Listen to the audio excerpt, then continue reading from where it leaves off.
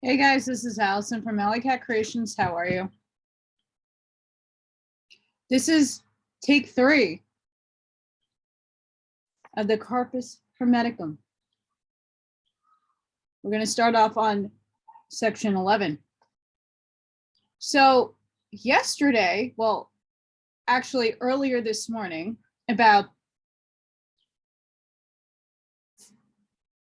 like 2:30 in the morning, I was up, couldn't sleep, and I was like, okay, I'm gonna do reading. And I got through 3 sections, and then all of a sudden Zoom decided to like crash, but then it came back up and I didn't know if I was still recording, so I just went with it and it crashed again. And I'm like, okay, this is not meant to be. I'm going to shut this shit off because what the hell? I don't know what happened. I don't know why that happened. It happened around 3 o'clock in the morning, unless I have some naughty, bad spirits here who decided, her, she's not getting her information out. But no, I'm going to try again. Yesterday was a little bit of a, well, earlier this morning. It was a little interesting. I saged. So I'm going to try again, but it's really aggravating because I was going to start working on photos and images for my World of Warcraft series. And I'm like, okay, this is not going to happen. Yes. So before I begin, can you please help me out by hitting that thumbs up, subscribe if you haven't done so already. It's really appreciated. And share. Also, if you get anything from my work, a light bulb moment, an epiphany, a connect the dot, a new book to read, of course, I always encourage everybody to buy and purchase the books that I'm reading, because your perception might be different from mine. And not all the books do I actually resonate with, but I think it's opening up your minds to different possibilities and paradigms. Everybody wakens and everybody connects with different things. So it's very important that you read a lot of this for yourself. And understandably, a lot of people are hitting hard times like myself. I still don't know how I'm going to pay some of my bills for this month. It's getting really scary.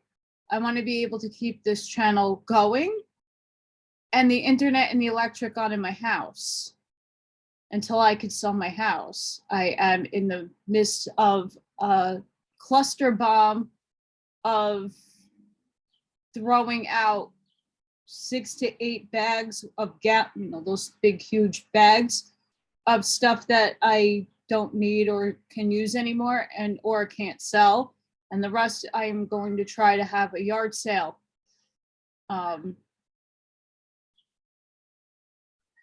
there's a lot of cleaning and it's just me. I don't have really any help right now. And I don't know if I want too much help because I can't have anybody in this cluster bomb. So that's where I'm at. Any help is appreciated. The links are down below. I get it. You know, information, this to me should be free. A lot of the books that I would like to read are severely copyright. You can't distribute or read or quote. You got to be careful. I don't necessarily agree with that. Honestly, I get you don't want people to just redistribute the entire book. And and of course those books I do my insights on, but not everybody has money, and it's very difficult right now for everybody, but especially those whose lives were taken from them thanks to communism and tyranny, like myself. I would be fine if I was still working my job, if I didn't have to take a jab. That would have killed me anyway. Anywho, please help out if you can. Redo on the Corpus Hermeticum. This is of the common mind to Tet. The mind, O Tet, is of the very essence of God, if yet there be any essence of God. What kind of essence that is, he alone knows himself exactly.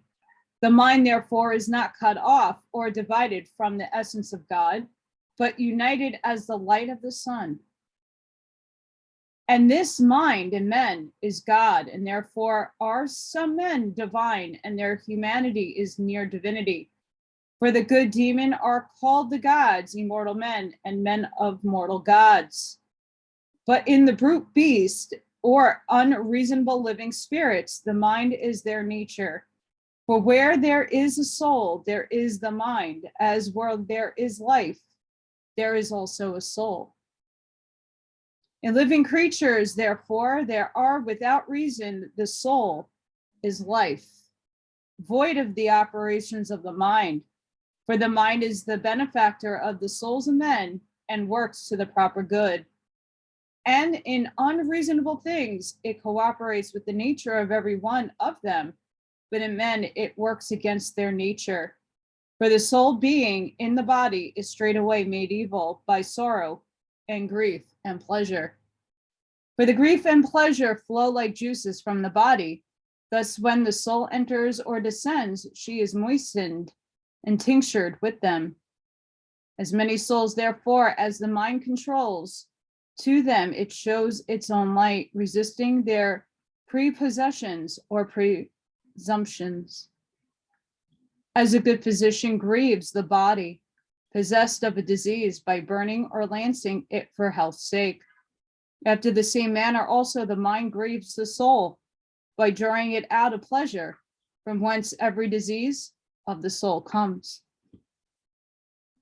But the great disease of the soul is atheism, because that opinion follows to all evil and no good. Therefore, the mind resisting it procures good to the soul as a physician to the body. But as many souls of men as do not admit to certain, I'm going to repeat that. But as many souls of men as do not admit or entertain the mind for their governor do suffer the same thing that the soul of unreasonable living things does. For the soul being a cooperator with them permits or leaves them to their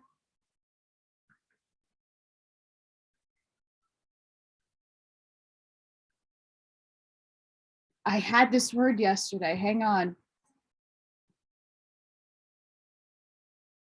Concupiscence. Yes, I did it. Concupiscence, by which they are carried by the power of their appetite, and so tend to brutishness. And as brute beasts, they are angry without reason, and they desire without reason, and never cease, nor are satisfied with evil. For unreasonable angers and desires are the most exceeding evils, and therefore God set the mind over there to give revenge and reproach to them. Tat remarked here, O Father, that discourse of fate, of destiny, which you told me, is in danger of being overthrown. For it be fatal for any man to commit adultery or sacrilege, or do any evil, he punished also, though he of necessity do the work of the fate or destiny. He replied, all things, O son, are the work of fate, and without it can no bodily thing, either good or evil, be done. For it is decreed by fate that he that does any evil should also suffer from it. And therefore he does it, that he may suffer that which he suffers because he did it. But for the present, forsake that speech concerning evil and fate, for at other times we have spoken of it.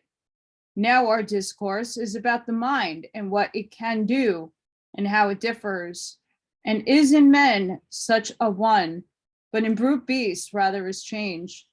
And again, in brute beasts, it is not beneficial, but in men it is, by quenching both their anger and,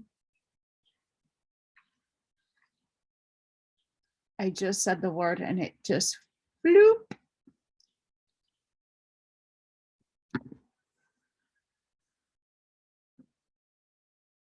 Concupiscence.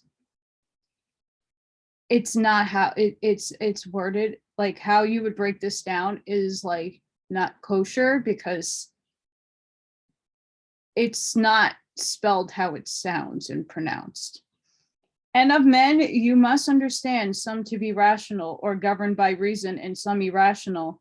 But all men are subject to fate and generation and change, for these are the beginning and end of fate and of destiny. And all men suffer those things that are decreed by fate, by rational men over whom we said the mind bears rule, do not suffer like unto other men, but being free from viciousness and being not evil, they do suffer evil. To ask, how may you this again, Father? And that doesn't make sense either. An adulterer is not evil, a murderer is he not evil, and of others? He replied, but the rational man, O son, will not suffer for adultery, but as the adulterer, not for murder, but as the murderer. And it is impossible to escape the quality of change as a generation, but the viciousness, he that which has the mind may escape. And therefore, O son, I have always heard the good demon say, and if he had delivered it in writing, he had much profited all mankind, for he alone, O son, as the firstborn, God seeing all things, truly spoke divine words. I have heard him sometimes that all things are one thing, especially intelligible bodies, or that all especially intelligible bodies are one. We live in power, in act, and in eternity. Therefore, a good mind is that which the soul of him is. And if this be so, then no intelligible thing differs from intelligible things. As therefore it is possible that the mind of the prince of all things, so likewise that the soul that is of God can do whatsoever it will. But understand well, for the discourse I have made to the question which you asked of me before, I mean concerning fate and the mind. First, if, O son, you diligently draw yourself upon from all contentious speeches, you'll find that in truth, the mind, the soul of God, bears rule over all things, both over fate and law and all other things. And nothing is impossible to him, no, not of the things that are of fate. Therefore, though the soul of man is above it, let it not neglect the things that happen to be under fate. And these, thus far, were the excellent sayings of the good demon. Tat said, most divinely spoken, O Father, and truly and profitably, yet clear, this one thing unto me. You said that in brute beasts, the mind works after the manner of nature, cooperating also with their inclinations. Now the impetuous inclinations of brute beasts, as I conceive, are passions. If therefore the mind cooperates with these impetuous inclinations, and that they are the passions in brute beasts, certainly the mind is also a passion, conforming itself to passions. Well done, son. You ask nobly, and it is proper that I answer you. All incorporeal things, O son, that are in the body are changeable. Nay, they are properly passions. Everything that moves is incorporeal. Everything that is moved is a body, and it is moved into the bodies by the mind. Now motion is passion, and there they both suffer, as well that which moves as that which is moved, as well that which rules as that which is ruled. But being freed from the body is freed likewise from passion. But especially, O son, there is nothing unchangeable, but all things are changeable. But passion differs from that which is impassioned, For passion acts, but this suffers. Bodies also of themselves do act, for either they are immovable or else are moved, and whatever in whichsoever it be, it is a passion. Bodies also themselves do act, for either they are immovable or else are moved, and whichsoever it be, it is passion. But incorporeal things do always act or work, and therefore they are impassioned. Let not therefore the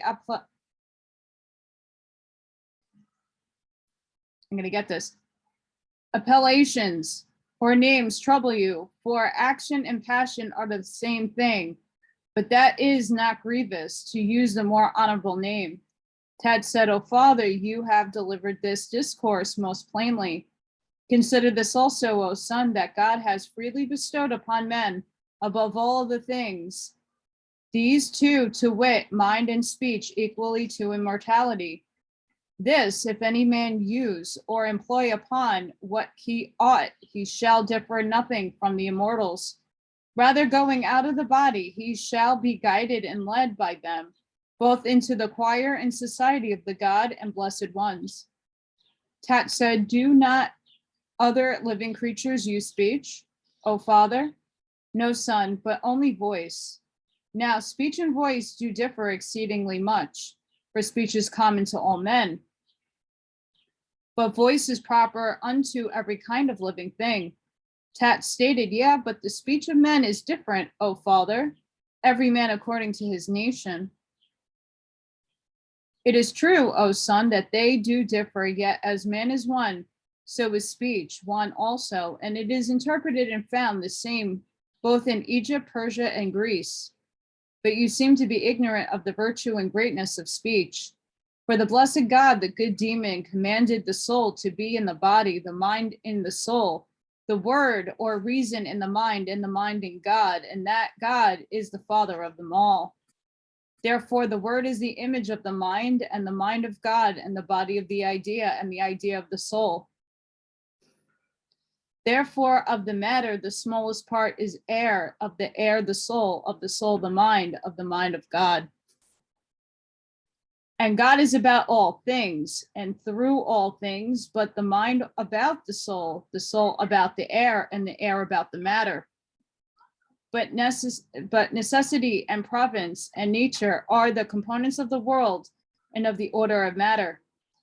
For of those things that are intelligible, everyone is, but the essence of them is identity. But of the bodies of the wholes or universe, everyone is many things. For the bodies that are put together and that have, and that make their changes one to another, having this identity, do always preserve the incorruptibility of the identity. But in every one of the compound bodies, there is a number. For without number, it is impossible there should be consistence or constitution or composition or dissolution. But unities do both beget and increase numbers, and again being dissolved come into themselves, and the matter is singular. But the whole world, the great God and the image of the greater, and united unto him and concerning the order and will of the Father, is the fullness of life. And there is nothing therein through all the eternity of the revolution, neither of the world nor of the parts which are inanimate. For there is nothing dead that either has been or is or shall be in the world. For the Father would have it, as long as it lasts, to be a living thing, and therefore it is a God also. How therefore, O Son, can there be a God in the image of the universe, in the fullness of life, any dead things? For dying is corruption, and corruption is destruction. How then can any part of the incorruptible be corrupted, or of God be destroyed? Tat said, therefore, O Father, do not the living things in the world die, though they'll be parts of thereof. He replied, be wary in your speech, O Son, and not deceived in the names of things. For they do not die, O Son, but is compounded bodies, they are dissolved. But dissolution is not death, and they are dissolved not that they may be destroyed, but that they may be reincarnated. Tat said, what then is the operation of life? Is it not motion? And what is there in the world unmovable? Nothing at all, O son. Tat said, why do you not consider the world immovable, O father? No, but subject to many motions, though after a manner it alone be stable. What a ridiculous thing it were that the nurse of all things should be immovable, which carries and brings forth all things. For it is impossible that anything that brings forth should bring forth without motion. And a ridiculous question it is, whether the fourth part of the whole be idle, for the world immovable, or without motion signifies nothing else but idleness. Know generally, O son, that whatever so is in the world is moved, either according to augmentation or diminution.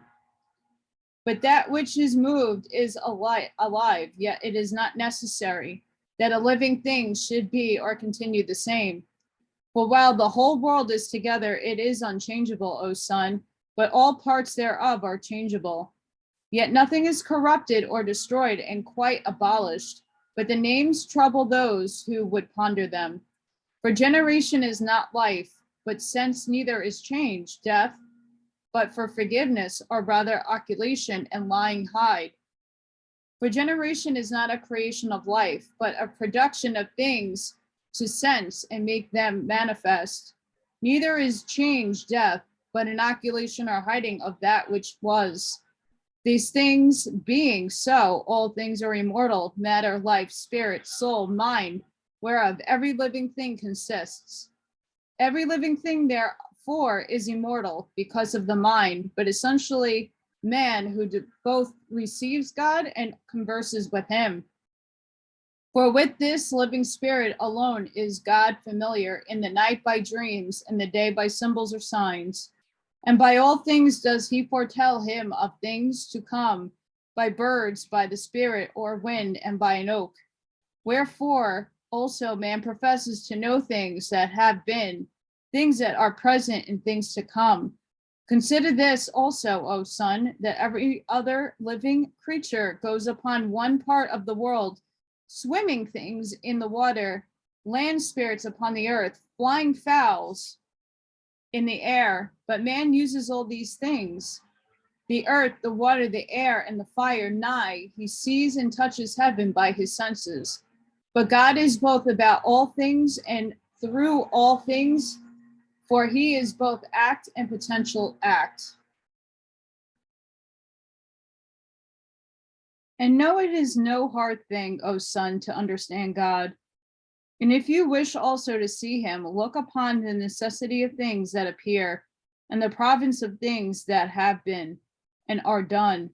See the matter being most full of life, and so great a God moved with all good and fair, both gods and demons and men.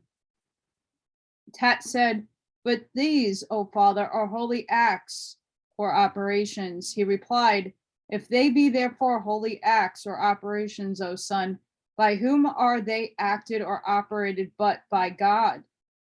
Or are you ignorant that as parts of the world are heaven and earth and water and air, after the same manner the members of God are life and immortality and eternity and spirit and necessity and province and nature and soul and mind and persistence of all these which is called good? And there is nothing, anything of all that has been and all that is, where God is not. What in matter, O Father, the matter, O Son, what is it without God that you should ascribe a proper place to it? Or what do you think it to be? Pre-adventure, some heap that is not actuated or operated?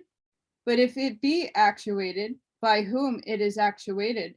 For we have said that operations are the parts of God, by whom all living things give life, and the immortal by whom all the immortalized, the things that are changeable, by whom are they changed?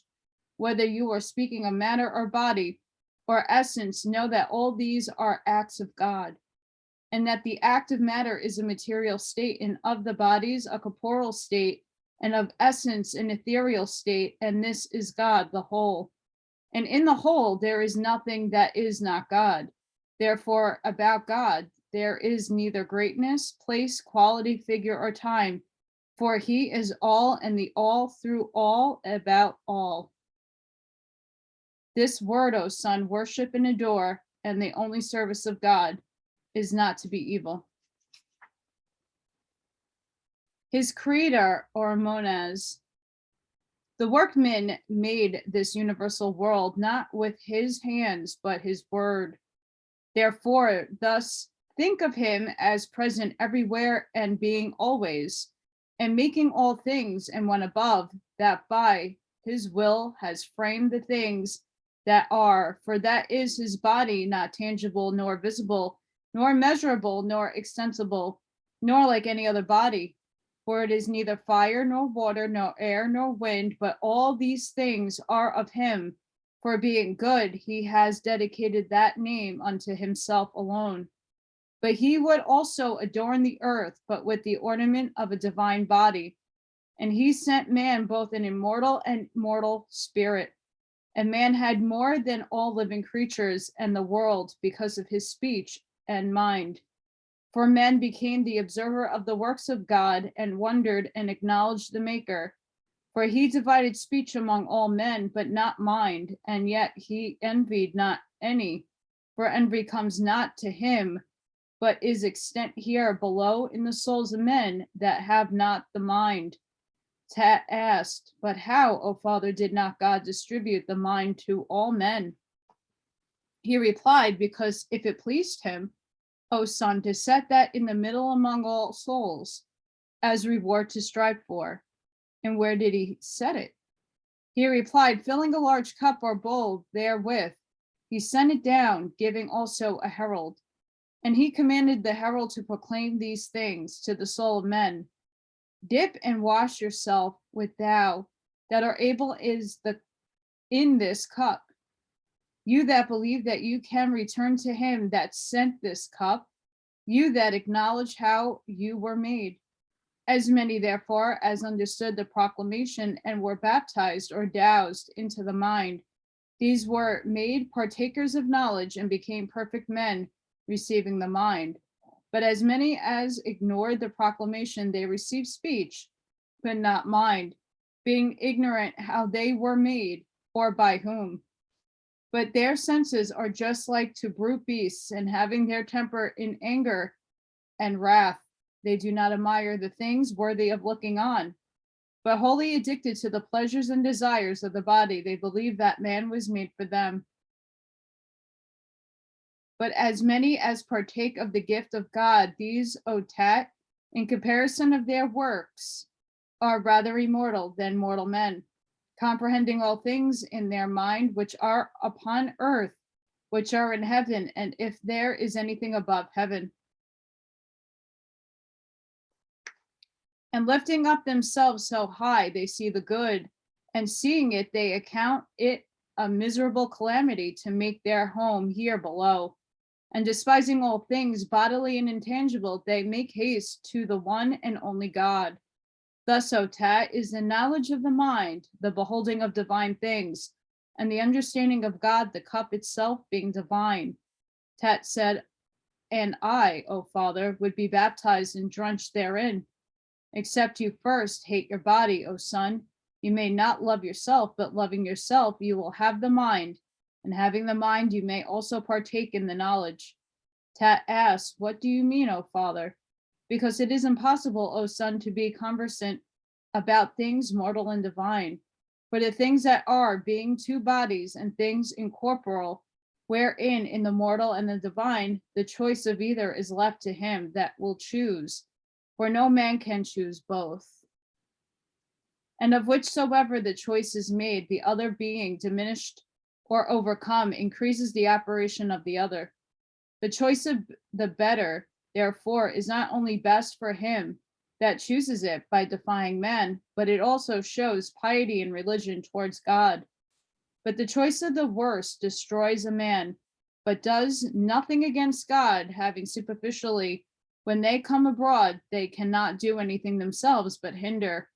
After the same manner also do these make fantasies in the world, but seduced by the pleasure of the body.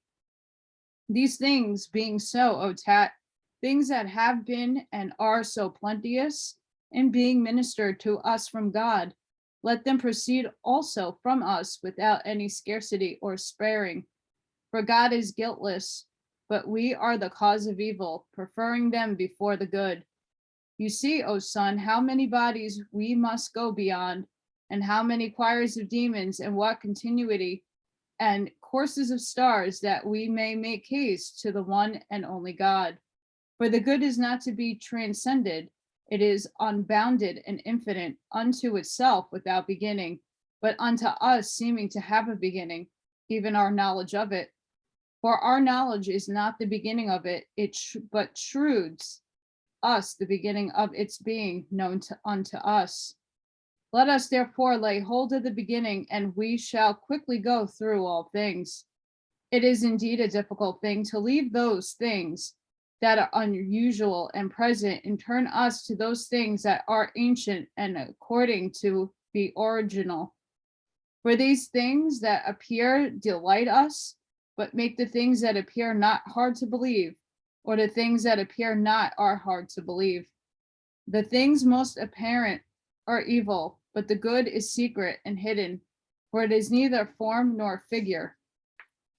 For this cause it is like to itself, but unlike everything else. For it is impossible that anything incorporeal should be made known or appear to a body. For this is the difference between the like and the unlike wants always somewhat of the like. For the unity beginning and root of all things, us being the root and beginning, nothing is without a beginning, but the beginning is of nothing, but of itself. For it is the beginning of all other things. Therefore it is, seeing it is not from another being. Unity, therefore, being the beginning, contains every number, but itself is contained of none, and forms every number itself, being begotten of no other number. Everything that is begotten is imperfect, and may be divided, increased, diminished. But to the perfect there happens none of these. And that which is increased by unity, but is consumed and vanished through weakness, being not able to receive the unity. This image of God have I described to you, O Tat, as well as I could, which if you would diligently consider and view by the eyes of your mind, and here, believe me, son, you can find the way to things above, or rather the image itself you will lead you. But the spectacle has this peculiar and proper. They that can see and behold it, it holds fast and draws like a lodestone can iron. That's deep.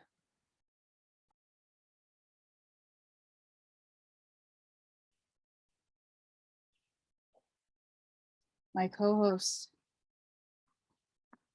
has moved into frame. Sorry for the background noise at the beginning. It appears that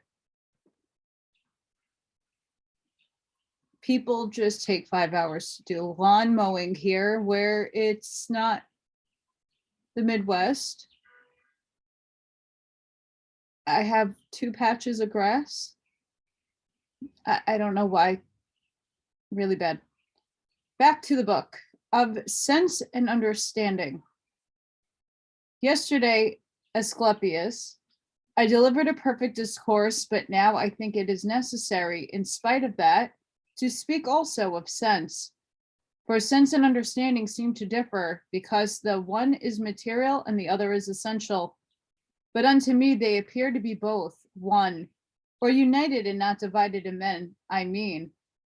For in other living creatures, since it is united into nature, but in men to understanding. But the mind differs from understanding as much a God from divinity.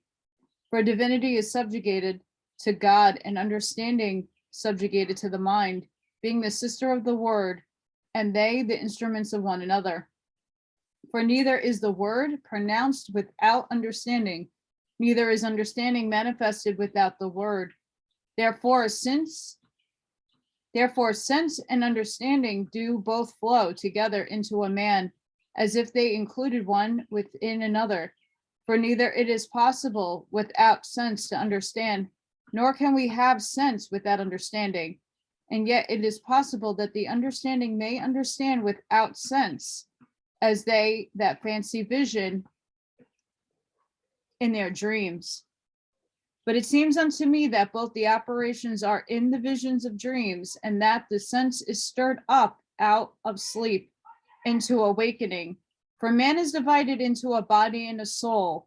When both parts of the sense connect one with another, then it is the understanding brought forth by the mind pronounced.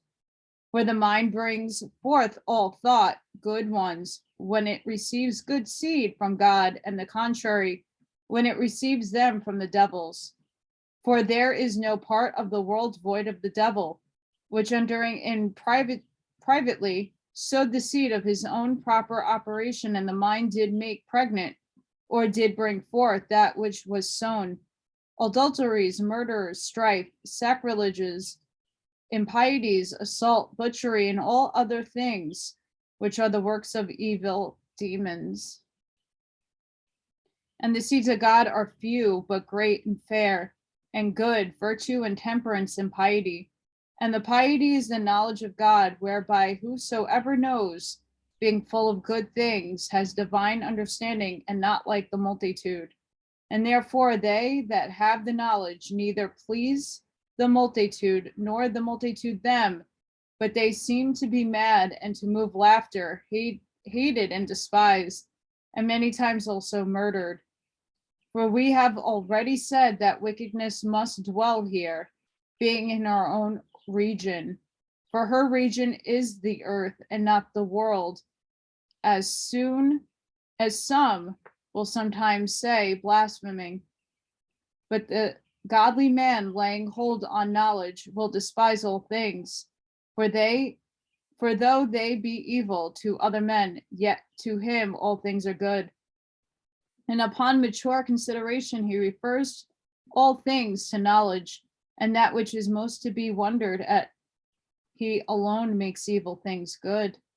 But I return again to my discourse of sense. It is therefore a thing proper to man to communicate and conjoin sense and understanding. But every man, as I said before, does not enjoy understanding, for one man is material, another essential.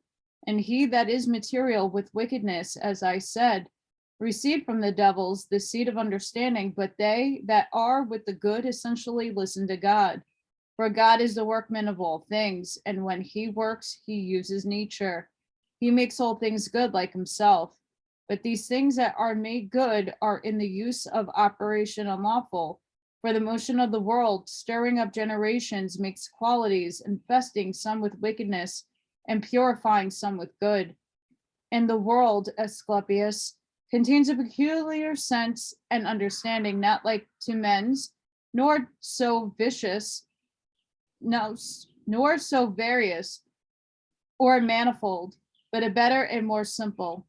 For the sense and understanding of the world is one, in that it makes all things and unmakes them again into itself, for it is the instrument of the will of God. And it is so organized and made for an instrument by God, that receiving all seeds into itself from God and keeping them in itself, it makes all things effectually, and dissolving them renews all things. And therefore, like a good husband of life, when things are dissolved or loosened, he affords by the casting of seed renovation to all things that grow. There is nothing that it does not bring forth alive, and by its motion it makes all things alive. And it is at once both the place and the workman of life. But the bodies are from the matter in a different manner. From some are of earth, some of water, some of air, some of fire, and all are compounded, but some are more compounded and some are more simple. They that are compounded are the heavier, and they are less are the higher. And the swiftness of the motion of the world makes the varieties of the qualities of generation, for the inspiration of influence, being most frequent, extends unto the bodies, qualities with satiation, which is of life. Therefore, God is the Father of the world, but the world is Father of the things in the world. And the world is the Son of God, but things in the world are the sons of the world. And therefore it is well called the world, that is an ornament, because it adorns and beautifies all things with the variety of generation and limitless power of life, with the tirelessness of operation and the swiftness of necessity, with the mingling of elements and the order of things done. Therefore it is necessarily and properly called the world. For in all living things, both the sense and the understanding comes into them from without, inspired by that which surrounds them and provides for them. And the world, receiving it once from God, as soon as it was made, has it still whatever it once had.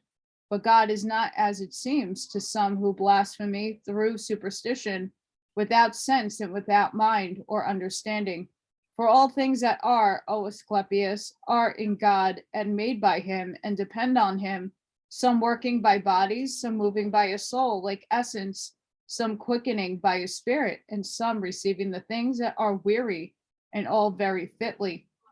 Or rather I say that he has them not, but I declare the truth, he is all things, not receiving them from without, but exhibiting them outwardly. And this is the sense and understanding of God, to move all things always. And there shall never be any time when all of these things that are shall fail or be wanting. When I say the things that are, I mean God.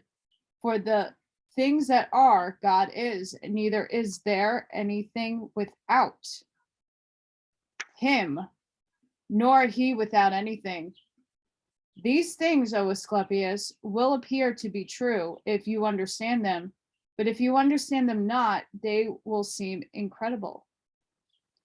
For to understand is to believe, but not to believe is not to understand. For my speech or words reach not unto the truth, but the mind is great, and being led or conducted for a while by speech, is able to attain to the truth, and understanding all things round about and finding them consonant and agreeable to those things that were delivered and interpreted by speech, believe in that good belief rest. To them, therefore, they understand the things that have been said of God. They are credible, but to them that understand them not, incredible. And let these and thus many things be spoken concerning understanding and sense. Of operation and sense. Tat said, you have well explained these things, O Father. Teach me furthermore these things, for you said that science and art were the operations of rational. But now you say that beasts are unreasonable, and for what of reason are called brutes, so that by this reason it must needs follow the unreasonable creatures partake not of science or art, because they come short of reason. It must needs be so, O son.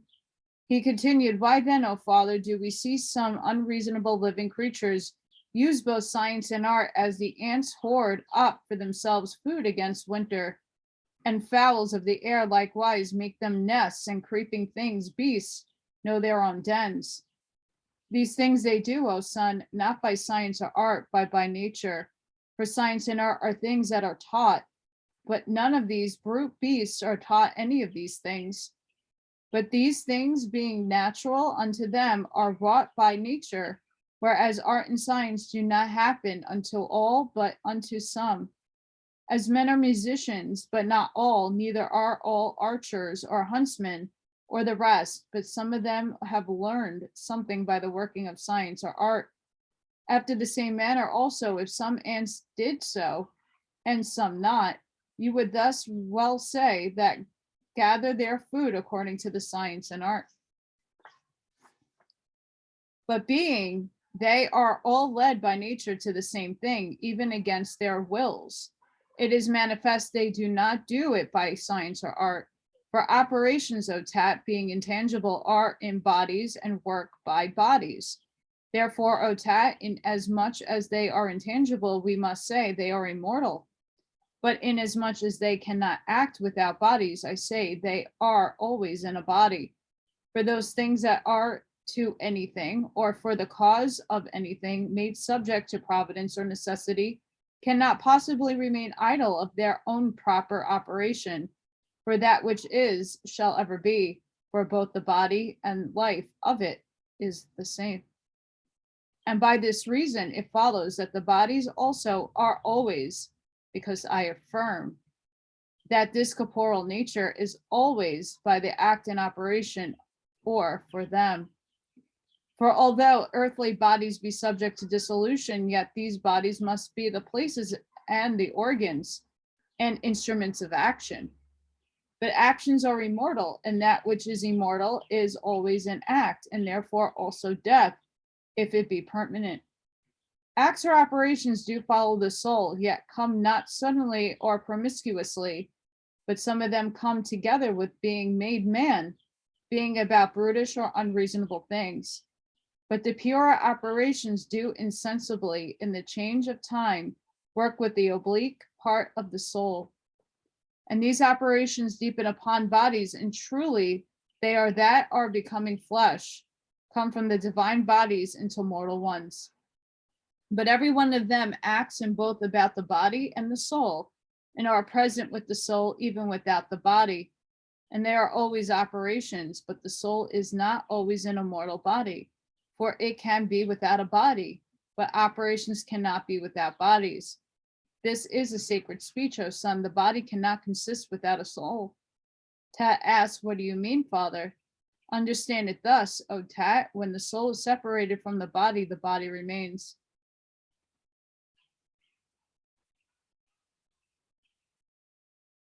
And this same body, according to the time of its abode, is actuated or operated in that it is dissolved and becomes invisible. And these things the body cannot suffer without act or operation, and consequently there remains with the body and the same act or operation. This then is the difference between an immortal body and a mortal one, that the immortal one consists of one matter, and so doth not the one mortal one. An immortal one does, but this suffers. And everything that acts or operates is stronger and holds sway, but that which is actuated or operated is subjugated, and that which rules also directs and governs as free. But the other is ruled and is of a servant.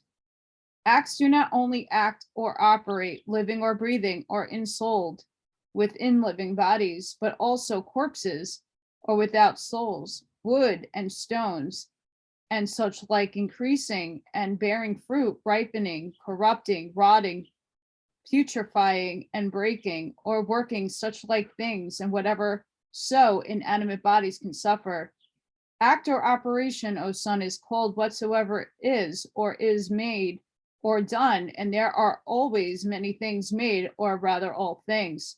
For the world is never widowed or forsaken of any of those things that are, but being always carried or moved in itself, it is in labor to bring forth the things that are, which shall never be left by it to corruption.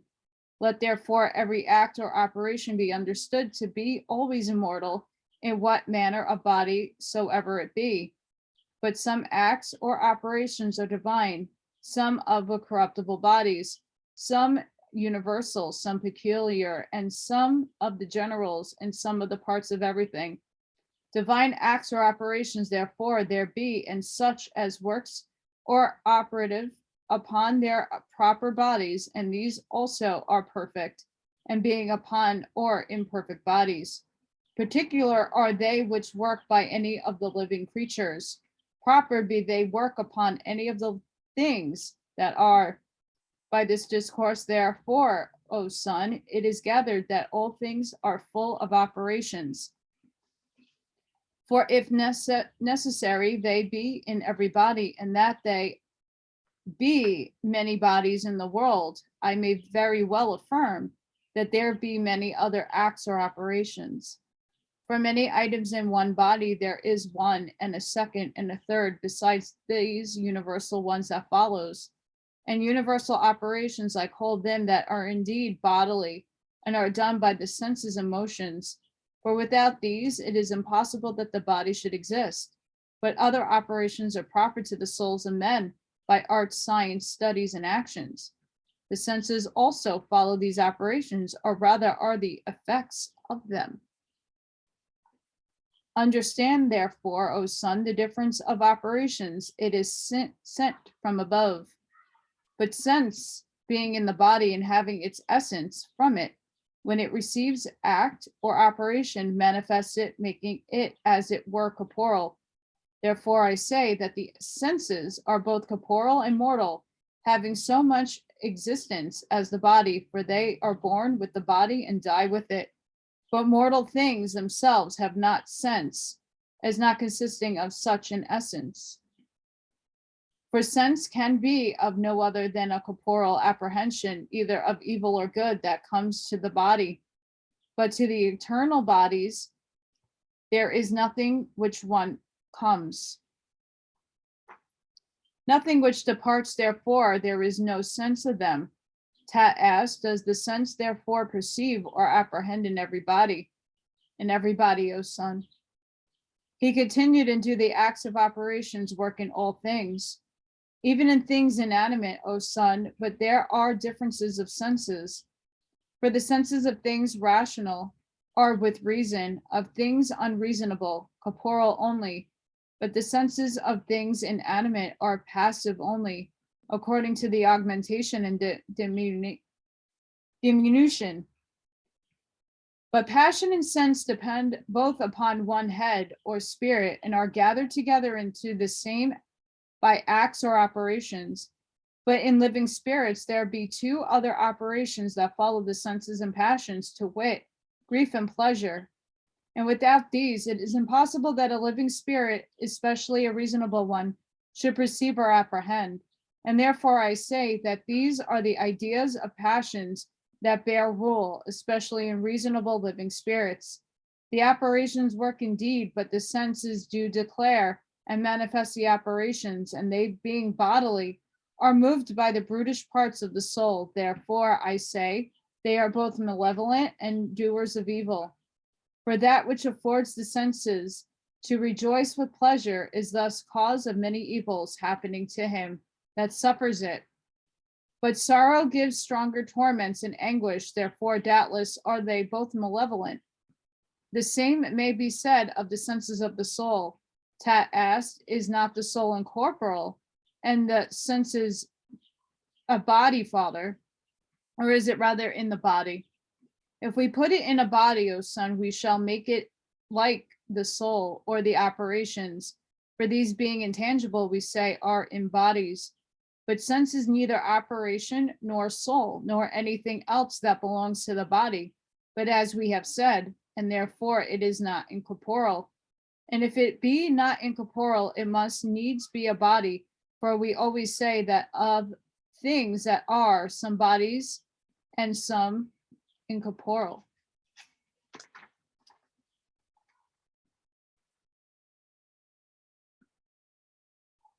My cat's banging my butt.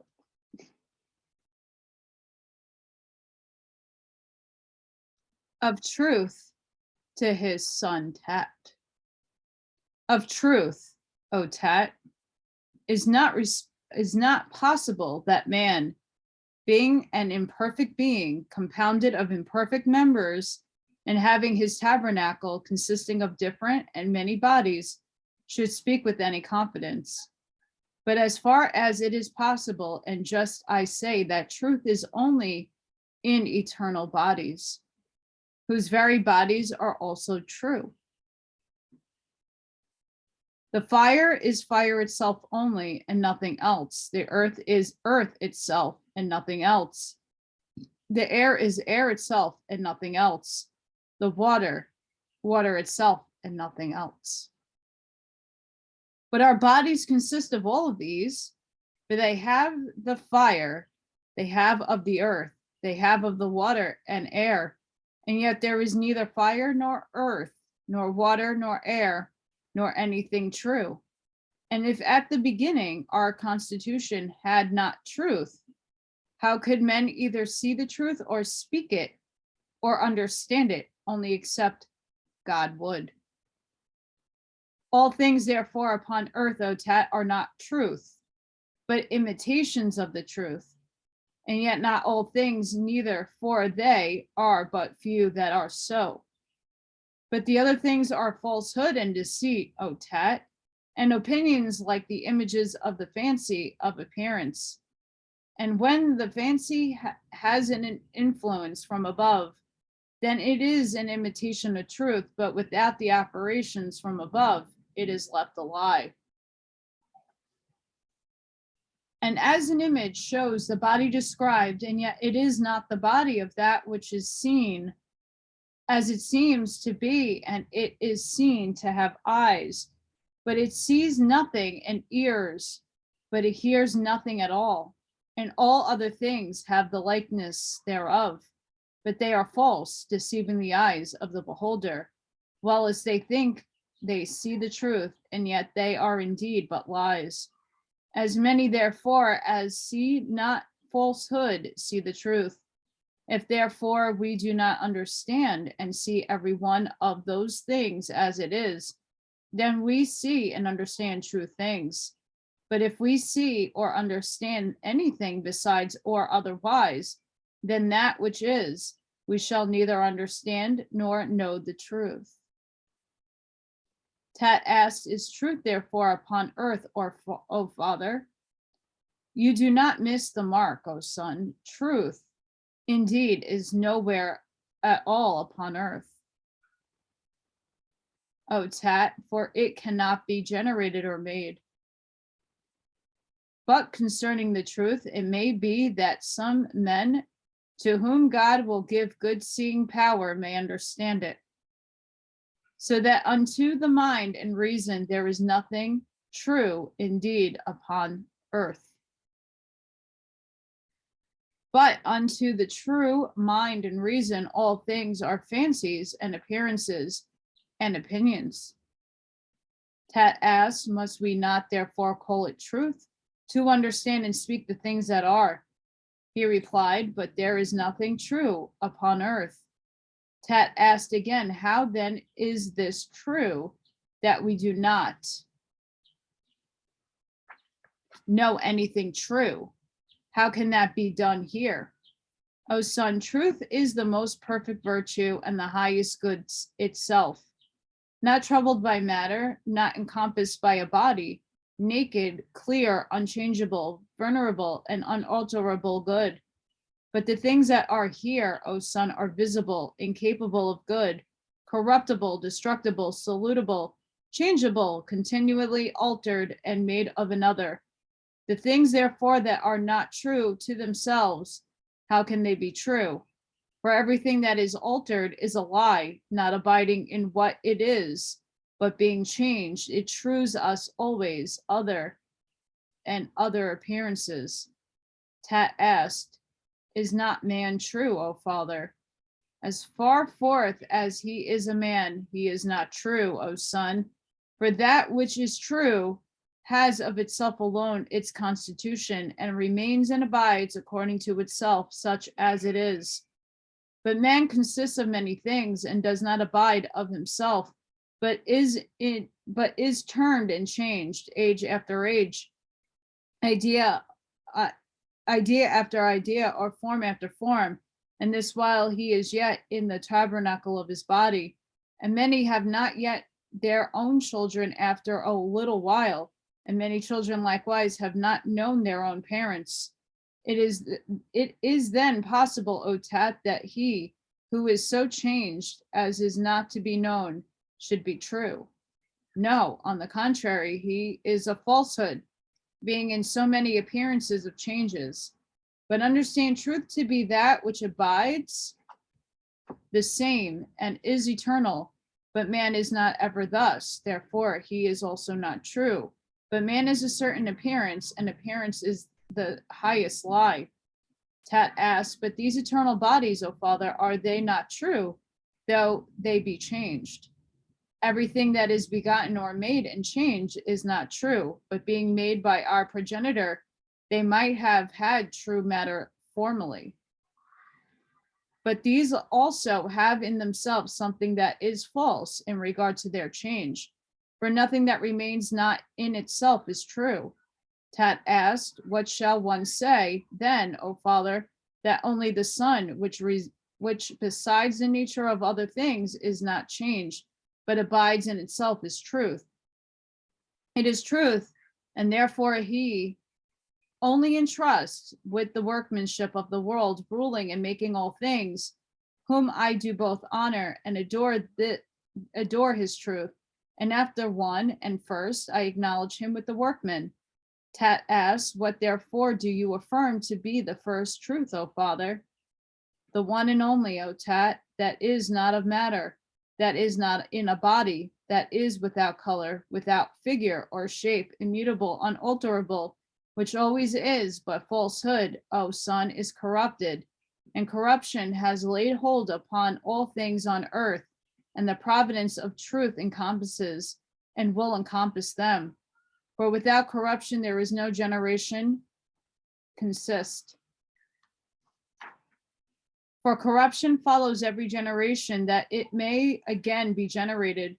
For those things that are generated must necessarily be generated of those things that are corrupted, and the things generated must needs be corrupted, that the generation of things may not end.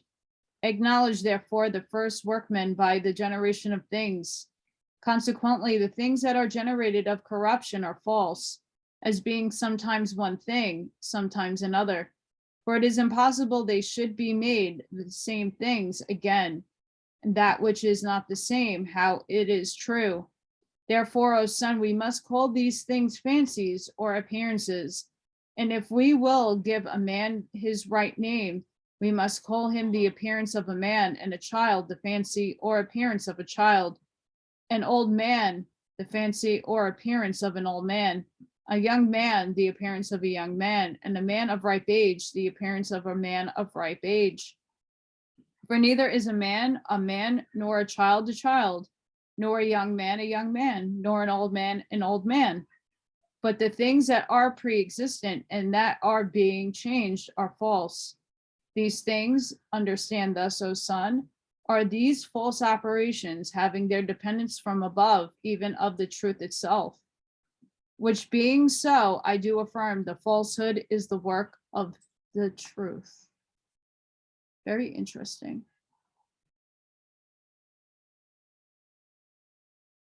That none of the things that are certain can perish. We must now speak of the soul and body, O Son, after what manner the soul is immortal, and what operation that is, which constitutes the body and dissolves it. But in none of these is death, for it is a conception of a name, which is either an empty word, or else it is wrongly called death, by taking away the first letter instead of immortality. For death is destruction, but there is nothing in the whole world that is truly destroyed. For if the world be a second God and an immortal living spirit, it is impossible that any part of an immortal living spirit should die. But all things that are in the world are members of the world, especially men, the reasonable living spirit therein. For the first of all is God, the eternal, the unmade, and the workman of all things. The second is the world, made by him after his own image, and by him held together and nourished and immortalized, and as from its own Father ever living, so that as immortal, it is ever living and ever immortal. For that which is ever living differs from that which is eternal. For the eternal was not begotten or made by another, and if it were begotten or made, yet it was made by itself, not by any other, but it is always made. For the eternal, as it is eternal, is the universe. For the Father himself is eternal of himself, but the world was made by the Father, ever living and immortal. And as much matter as there was laid upon him, The Father made it all into a body and swelling it, made it like a sphere, imbued it with quality, being itself immortal and having eternal material state. The Father, being full of ideas, sowed qualities in the spheres and shut them up as in a circle, deliberating to beautify with each quality that which afterwards should be made, then clothing the universal body with immortality, lest the matter, if it would depart from this composition, should be dissolved into its own disorder. For when the matter was incorporated, O Son, it was disordered, and it hath here the same confusion always revolved about other little things, imbued with the qualities in point of augmentation and diminution, which men call death, being indeed a disorder happening about earthly living spirits. For the bodies of heavenly things have order, which they have received from the Father at the beginning, and is by saturation of each of them kept indestructible. But the saturation of earthly bodies is their consistence, and their dissolution restores them into incorruptibility, that is immortality. And so there is made a privation of sense, but not a destruction of bodies. Now the third living spirit is men, made after the image of the world, and having by the will of the Father a mind above other worldly spirits. And he does not only have a sympathy with the second God, but also an understanding of the first. For the second God he apprehends as his body, but the first he understands as incorporeal and the mind of the good. Tat asked, and does not this living spirit perish? Speak advisedly, O Son, and learn that God is what the world is, and what an immortal spirit is, and what a destructible one is.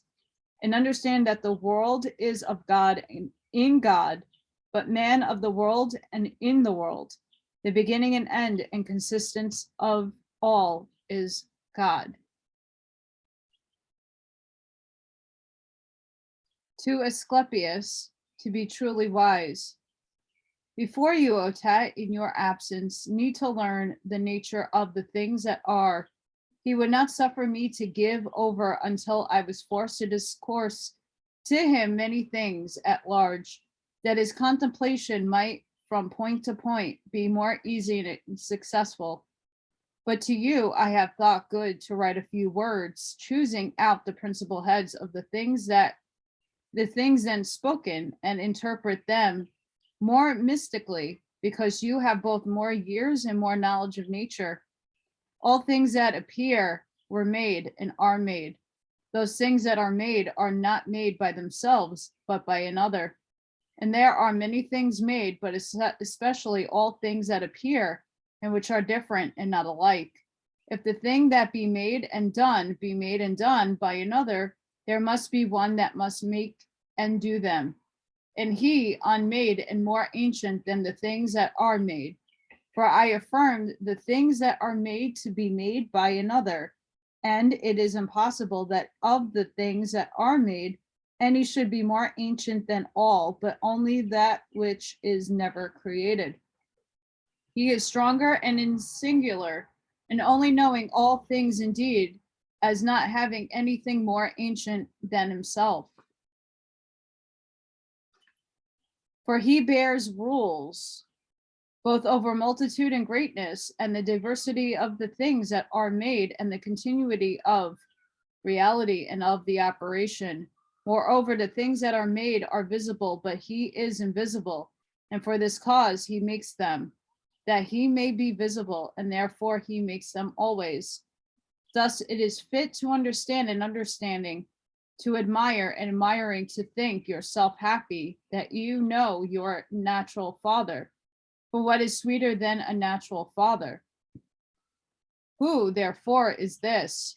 Or how shall we know him?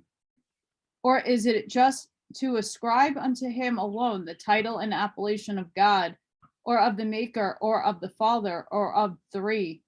That of God because of his power, the Maker because of his working and operation, and the Father because of his goodness. For power is different from the things that are made, but act or operation in that all things are made. Wherefore, letting go all much and vain talking, we must understand these two things, that which is made and him which is the maker. For there is nothing in the middle between these two, nor is there any third. Therefore, understanding all things, remember these two, and think that these are all things, putting nothing into doubt, neither of the things above nor of the things below, neither of things unchangeable, nor things that are darkness or in secret. For all things are but two things, that which makes and that which is made, and the one of them cannot depart or be divided from the other. For neither it is possible that the maker should be without the thing made, for either of them is the same thing. Therefore cannot the one of them be separated from the other, any more than a thing can be separate from itself. For if he that makes is nothing else but that which makes alone, simple, uncompounded, it is of necessity that he makes the same thing to himself, to whom is the generation of him that makes to be also of that is made. For that which is generated or made must necessarily be generated or made by another, but without the maker, that which is made neither is made, nor is for the one of them without the other, has lost his proper nature by the privation of the other. So if these two be confessed, that which makes and that which is made, then by they are one in union, this going before and that following. And that which goes before is God the maker, and that which follows is that which is made, be it what it will. And let no man be afraid because of the variety of things that are made or done, lest he should cast an apparition of baseness or infamy upon God, for it is the glory of him to do or make all things. And this making is as it were the body of God, and to him that makes or does anything, there is nothing evil or filthy to be imputed, or there is nothing thought evil or filthy. For these are passions that follow generation, as rust follows copper, or excrement does the body. But neither did the smith make the rust, nor the maker of the filth, nor God the evilness. But the vicissitude of generation makes them, as it were, to blossom out, and for this cause did make change to be, as one say, the purging of generation. Moreover, it is lawful for the same painter to make both heaven and the gods, and the earth, the sea and men, and brute beasts, and inanimate things, and trees, as it is impossible for God to make these things. Oh, the great madness and ignorance of men in things that concern God. For men that think so suffer that which is most ridiculous of all, for professing to bless and praise God, yet in not ascribing to him the making or doing of all things, they know him not. And besides their not knowing him, they are extremely impious against him, attributing unto him passions as pride or stupidity or weakness or ignorance or envy. For if he does not make or do all things, he is either proud or not able, or ignorant, or envious, which is impious to affirm. For God has only one passion, namely good, and he that is good is neither proud nor impotent, nor the rest, but God is good itself. For good is all power to do or make all things, and everything that is made by God, that is by the good, and that can make or do all things. See then how he makes all things, and how the things are done that are done, and if you wish to learn, you may see an image thereof, very beautiful and like. Look upon the husbandman, how he casts his seed into the earth, here wheat, there barley, and elsewhere some other seeds.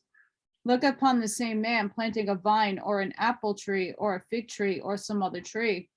So does God in heaven sow immortality in the earth, change in the whole life and motion. And these things are not many, but few, and easily numbered, for they are all but four, God and generation, in which are all things. And that, my friends, is the end of the Corpus Hermeticum. I hoped all of you enjoyed that read. I sure damn did, and it's amazing. A lot of that is some I already have said and do ascribe myself by.